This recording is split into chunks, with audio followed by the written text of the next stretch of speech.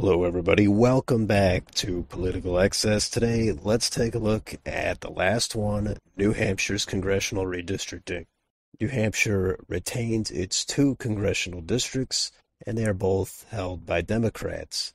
No incumbents are retiring, and the process for redistricting was controlled by the state legislature, which is controlled by Republicans, and the Republican governor, Chris Sununu, was unable to reach an agreement with the state legislature, and the courts eventually had to adopt a least change map. So I think that New Hampshire had one line to draw and was controlled by one party, and they took the longest. That is pretty pathetic. But nonetheless, let's take a look at the changes.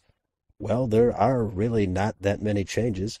The two districts here, one is a very slight tilt toward the Democrats, and the other one has an R+1 slight tilt toward the Republicans. So how fair is this map? Well, for some context, the last two cycles, statewide popular vote for the House, the Democrats averaged about 53.5% of the vote, and Republicans a little over 44%. So the state is close, but it does tilt toward the Democrats. There's not a ton of deep blue or red areas. It's mostly a mild to moderate mix. So it is a fair question as to how to draw these two districts. Should each party be favored in one district or the other, or should they both be fairly evenly competitive? I think that's a fair question to ask. The Republican legislature, of course, wanted an edge in one of the districts for a pickup, and of course the Democrats said, no, we can't possibly do that. They both should be competitive, etc. Now, the first district, which is more of the eastern part of the state, that is represented by Chris Pappas, the Democrat. And last cycle, he won by about 5%. Now, that's the Republicans' best opportunity for a pickup. The other district, they lost by about 10 points. So that one is probably off the radar, but you never know. But having said all that, is the map fair?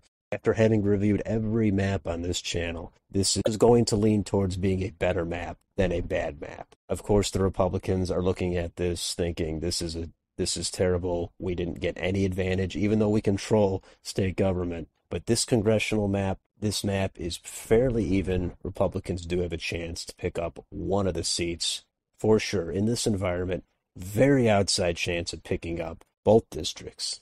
So that is a look at New Hampshire. I have reviewed every map on this channel for all the states that require redistricting, and some maps still may be struck down. The most likely would be Florida. We'll see how that plays out. But I hope you enjoyed me reviewing all of these maps and analyzing them as fair as I possibly can. I may go back and pull out which ones I think are the best or the worst. But for now, if you enjoy this content, please like, share, and subscribe. Leave a comment down below. Thank you for watching, and I'll see you on the next video.